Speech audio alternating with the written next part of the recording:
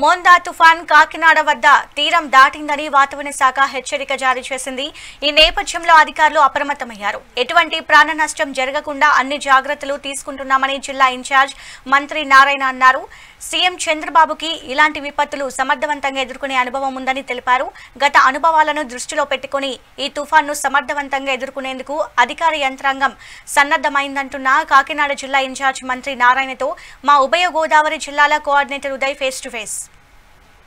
కాకినాడ జిల్లాపై అధికంగా ఉంటుందని వాతావరణ శాఖ హెచ్చరికల నేపథ్యంలో అధికారులంతా అప్రమత్తమయ్యారు. జిల్లా ఇన్ఛార్జ్ మంత్రి నారాయణ అయితే అధికారులతో సమీక్షా సమావేశం నిర్వహించారు. చంద్రబాబు ఆదేశానుసారం ఈ సమీక్షా సమావేశంలో ఏ నిర్ణయాలు తీసుకున్నారు, అధికారులకు ఏం ఆదేశించారనేది మనతో మాట్లాడే నారాయణ ఉన్నారు. ఆయనతో పాటు సార్, ఈ సమావేశంలో ముఖ్యంగా ఈ తుఫాన్ నుంచి రక్షణ కల్పించడానికి ఏమేమి చర్యలు తీసుకోవాలని ఆదేశించారు?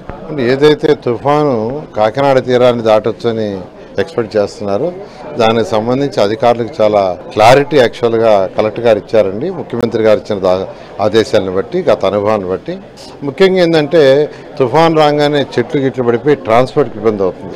అందుకని ఇమీడియట్గా ఆ చెట్టు గిట్లు తొలగించడానికి దానికి సంబంధించిన జేసీబీలు, ప్రొక్లైన్లు ఇవన్నీ కూడా ఏర్పాటు చేసుకున్నారు.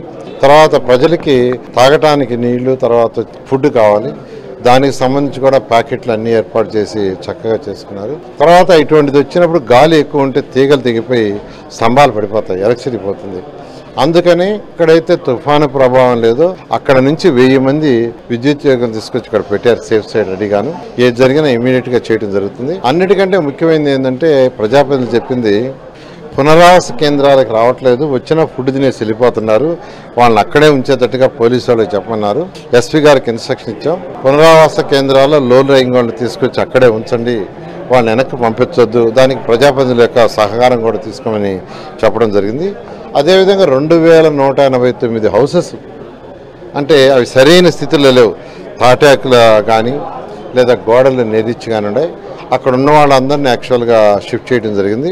101 ఈ యొక్క స్కూల్స్, రెసిడెన్షియల్ ఏదైతే స్కూల్స్, కాలేజీలు ఉన్నాయో దాంట్లో ఉండే స్టూడెంట్స్ అందరినీ షిఫ్ట్ చేసాం. వాటిని పునరావాస కేంద్రాలు చేసి అక్కడ ఫుడ్, వాటర్ ఏర్పాటు చేసాం. ఈ విధంగా కలెక్టర్ గారు అన్ని చర్యలు తీసుకున్నారు. ఎటువంటి పరిస్థితులైనా ఎదుర్కొని ప్రాణ నష్టం జరగకుండా చూస్తాం.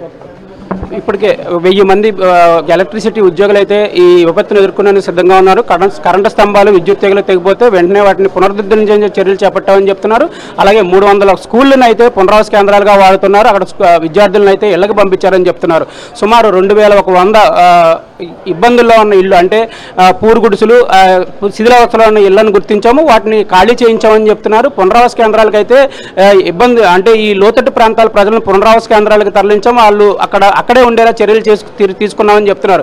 గత అనుభవాలను దృష్టిలో పెట్టుకుని ఎటువంటి ప్రాణ నష్టం జరగకుండా పూర్తి ఏర్పాట్లు చేశామని చెప్తున్నారు. అధికారులతో సమావేశాలు ఎప్పటికప్పుడు నిర్వహిస్తామని చెప్తున్నారు. టోల్ ఫ్రీ నంబర్లు ఏర్పాటు చేశామని చెప్తున్నారు. ప్రజలకు ఏ ఇబ్బందులు లేకుండా ఈ విపత్తును సమర్థంగా ఎదుర్కొనేందుకు అయితే జిల్లా అధికార యంత్రాంగం సిద్ధమైందని మంత్రి నారాయణ చెప్తున్నారు. మెగా న్యూస్ కోసం విలేజ్ దొరబాబుతో ఉదయ్ కాకినాడ నుంచి.